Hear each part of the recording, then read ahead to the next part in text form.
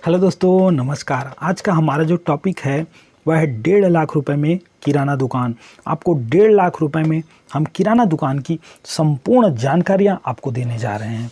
1.5 लाख रुपए में आप किराना दुकान करते समय किन बातों का आपको ध्यान रखना चाहिए, किस प्रकार से आपको फर्नीचर की व्यवस्था करनी चाहिए, क्या क्या सामान आपके लिए ज़रूरी है, आपको प्रोडक्ट कहाँ से ख़रीदनी चाहिए।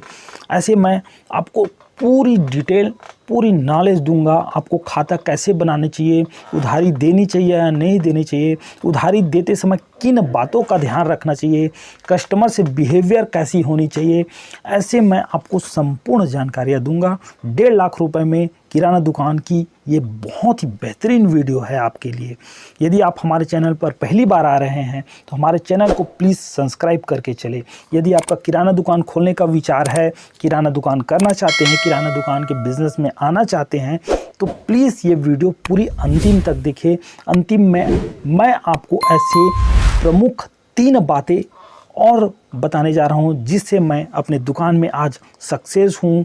मैंने भी बहुत ही कम इन्वेस्टमेंट 1 लाख रुपए से किराना दुकान स्टार्ट किया था, लेकिन आज मेरे पास बहुत ही अच्छी खासी यह बिज़नेस में पैसे लगा के मैं अच्छा खासा अपना व्यापार बड़ा कर चुका हूँ। इसी तरह मैं भी चाहता हूँ कि आप भी जो है वह किराना दुकान में सफल हूँ। मैं उन्हीं सफलताओं को आपको बताने जा रहा हूँ, क्योंकि हमारे बुजुर्ग ने कहा है, हमने पढ़ा भी है कि ज्ञान जो है वो बांटने से बढ़ता है। उसी तरह मैं चाहता हूँ कि मैंने जो ज्ञान अर्जित किया है, जो मैंने जानकारियाँ अर्जित की हैं, वो मैं आप सब को आप तक पहुंचाऊं, वो जानकारियां मैं आप तक पहुंचाऊं। इसलिए मैं आपको ये सारी जानकारियां देना चाहता हूं। तो प्लीज़ ये वीडियो आप अंतिम तक देखिए। वीडियो अच्छी लगे तो प्लीज़ लाइक कीजिए और हमारे चैनल को सब्सक्राइब कीजिए। तो चलिए, हम 1.5 लाख रुपए में आपको किराना दुकान पर एक बहुत ही सटीकता से आपको जानकारी देते हैं। सबसे ज़रूरी बात होती है कि किराना दुकान करते समय आपकी जगह जो है, लोकेशन जो है, वह बहुत अच्छी होनी चाहिए। आपके जो जगह हैं वो रोड पे होनी चाहिए। आपका दुकान जो है रोड से लगा हुआ होना चाहिए। गांव हो, कस्बे हो या शहर हो, नगर हो, उसकी सेंटर होने चाहिए। उसके मोहल्ले का जो है चौक चौराहा होना चाहिए जहाँ से कस्टमर आ जा सके। तो आपकी दुकान की जो लोकेशन है वो अच्छी होने से हमेशा सेल अच्छी होगी, कस्टमर आपके पास आएंगे। तो कोशिश करना है कि आपकी दुकान की लोकेशन एक अच्छे जगह पे होनी चाहिए। दुकान के लिए 10 बाई 12 का कमरा बहुत ही पर्याप्त है। यदि आप कम बजट से स्टार्ट कर रहे हैं तो बहुत ही पर्याप्त है। उसके बाद उसके लिए बात करते हैं फर्नीचर की। फर्नीचर भी यदि आप कम बजट से स्टार्ट कर रहे हैं तो मैं चाहूँगा कि आप लोहे का जो रैक होता है, बना बनाया आता है, रेडीमेड रैक आता है, आप वो खरीदिए। वो उसमें बहुत ही कम आपको पैसे लगेंगे। और यदि आपका थोड़ा बजट अच्छा है तो आप प्लाईवुड का जो नॉर्मल प्लाईवुड होती हैं वो आप ख़रीद के लाके आप मिस्त्री से, कारीगर से आप रैक बनवा के लगवा सकते हैं। उसमें थोड़ा खर्चा ज़्यादा आएगा। उसके बाद बात करते हैं आपको ख़रीदारी की कि सामान कैसे ख़रीदारी करनी चाहिए, कहाँ से ख़रीदारी करनी चाहिए। दुकान ख़रीदारी करने से पहले आप मार्केट में एक बार होलसेलर आप ज़रूर पता कीजिए। आप 1-2 बार अपने आसपास के शहर हैं या आप अपने शहर से हैं तो वहाँ आप पता कीजिए कि होलसेलर दुकान कौन कौन से हैं, और वहाँ जाके आप कुछ प्राइस पता कीजिए, रेट पता कीजिए, और हर 2-3 दुकान में जो पता किए रहेंगे उन सब चीज़ का कंपेयर कीजिए। उसके बाद जब भी आप ख़रीदारी कीजिए तो एक दुकान से ख़रीदारी ना करके कम से कम 2 होलसेलर से ख़रीदारी कीजिए। इससे होता यह है कि आपको रेट पता चलता है, कंपेयर आप कर सकते हैं। मान लो आपने ए होलसेलर से पार्ले बिस्किट 600 रुपये पेटी में ख़रीदा और वही आप बी होलसेलर यानी कि दूसरे से आपने 640 रुपये में ख़रीदा, तो दोनों में आपको अंतर ये पता चल पाएंगे। अन्यथा आप हमेशा एक ही जने से ख़रीद रहे हो तो आपको हमेशा 30 से 40 रुपये अधिकतर ज़्यादा लगाते रहेगा। उसके बाद बात आती है आपको सामान खरीदारी करने के बाद आपको अपने कस्टमर को कैसे आपको अपने दुकान पे खींचना है। तो कस्टमर खींचने का सबसे आसान तरीका है कि आपकी जो मार्जिन होती है वो आपको कम से कम रखनी है। मिनिमम बजट से आपको काम करनी है। कस्टमर जब भी आपकी दुकान पे आएगा वो हमेशा 3 चीज़ें पूछेगा। वो है पहला आटे का प्राइस, और तेल का प्राइस, और शक्कर का प्राइस। इस प्रकार से 3 प्रोडक्ट का प्राइस अधिकतर पूछता है कस्टमर। तो यदि आप इन 3 प्रोडक्ट में बहुत ही कम मार्जिन रखेंगे या मिनिमम मार्जिन रखेंगे या नहीं के बराबर मार्जिन रखेंगे, 40 का सामान 40 में देंगे और 140 का तेल आप 140 में ही दे देंगे, तो कस्टमर बहुत ही ज़्यादा खुश होगा, बहुत ज़्यादा, कि आपको मार्केट में ऐसे प्राइस कहीं नहीं मिल रहा है, इस प्राइस में ये सामने बंदा दे रहा है करके वो आप ही के दुकान से ख़रीदेगा। लेकिन जब वो तेल और शक्कर खरीदने के लिए आएगा तो साबुन खरीद के जाएगा, कोलगेट खरीद के जाएगा, ब्रश खरीदेगा, मसाला खरीदेगा, हल्दी खरीदेगा, जिसमें आपको 15 से लेके 20, 25, 30, 40% तक के आपको मार्जिन मिलेंगे।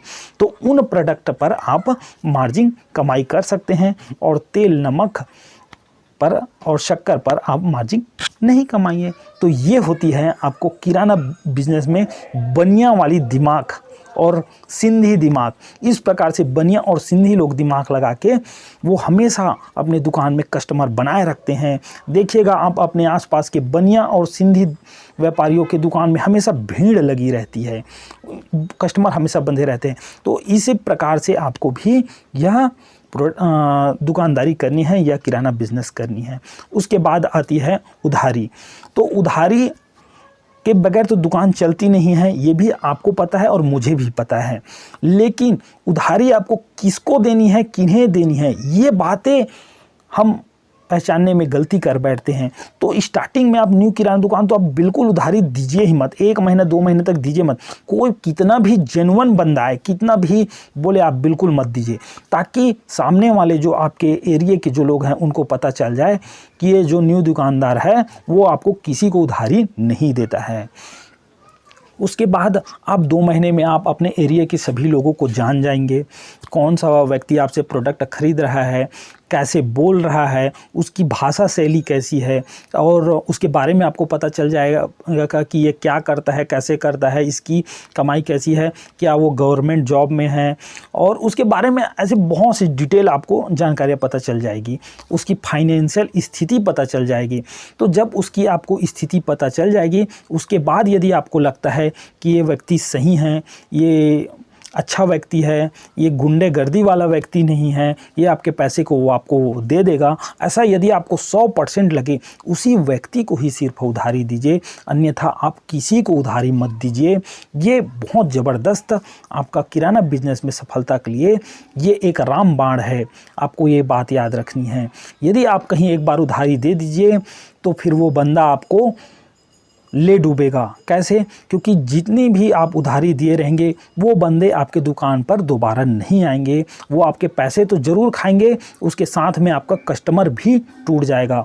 100 बंदे में से यदि आप 50 बंदे को उधारी दीजिएगा तो 40 बंदे, मैं गारंटी से कहता हूँ, न्यू किराना दुकान में दोबारा रिटर्न नहीं आते हैं, क्योंकि वो उधारी के पैसे वापस करने से डरते हैं। इस कारण से वह दुकान में नहीं आते हैं। उसके बाद आती है, आप न्यू किराना दुकान के लिए ज़रूरी होता है वह है हिसाब किताब, खाता बुक। यानी कि हिसाब किताब उधारी वाला नहीं, हिसाब किताब है आपके दुकान का हिसाब किताब। दुकान का भी हिसाब किताब जितना ज़रूरी है उतना शायद मैं कहता हूँ कि किराना दुकान में ऐसा कोई भी चीज़ ज़रूरी नहीं है जितना आपका हिसाब किताब ज़रूरी है। आप हिसाब किताब नहीं कर रहे हैं और यदि आप पर्सनल यूज़ के लिए, मान लो आपको कपड़े खरीदने हैं अपने लिए या बच्चे के लिए, और आपने अभी न्यू किराना दुकान खोले हुए 2 महीने हुए हैं और आप अपने दुकान के गल्ले से पैसे निकाल के आप कहीं उसे कपड़ा खरीद रहे हैं 2000, 3000, 5000 रुपये का, और वो कपड़ा किराना दुकान के पैसे से खरीदे हैं, तो आपके जो दुकान का वो हिसाब किताब है वो गड़बड़ होगा।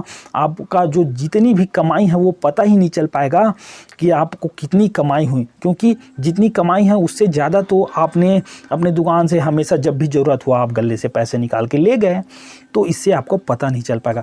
इसलिए जब भी आप किराना दुकान खोले, आपके दुकान के गले से कोई भी पैसे नहीं निकालने हैं, आपके दुकान के पैसा दुकान में ही रखना है। और घर यूज़ के लिए भी यदि आप सामान ले जा रहे हैं, प्रोडक्ट ले जा रहे हैं, तो वो पैसे से लीजिएगा। जैसे कि मान लो मेरे को अब कल साबुन की ज़रूरत है और शेविंग की ज़रूरत है, यानी कि दाढ़ी बनाने के लिए शेविंग क्रीम की ज़रूरत है, तो मैं भी वो अपने घर के पैसे ला के दुकान में डालूँगा और फिर साबुन और शेविंग क्रीम ले जाऊँगा, तो वह आपको दुकान पे लाभ और हानि पता चल पाएगा। इस प्रकार से आपको खाता बनाना है। और दूसरी बात, आपकी जो जितने भी क्रय खाते हैं, यानी कि जितने आप खरीदारी कर रहे हैं और जितने की सेल कर रहे हैं, वो सभी आपके खाते में नोटिस करनी है। और यदि आप खाता के बारे में और भी जानकारियाँ चाहते हैं तो मेरे इस वीडियो के अंतिम में मैं वह वीडियो को आपको लगा दूंगा, आप वो वीडियो जाके देख सकते हैं। आपको किराना दुकान में कैसे खाता बनानी है, मैं किराना दुकान के खाता के ऊपर भी एक वीडियो बना चुका हूँ, डिटेल में उस वीडियो में आपको जानकारियाँ मिलेगी। अब बात करते हैं हम कस्टमर से बिहेवियर की, कि जब भी आपके दुकान में कस्टमर आए उनसे आपको किस प्रकार से बातें करनी है ताकि वो कस्टमर आपसे जुड़े रहें।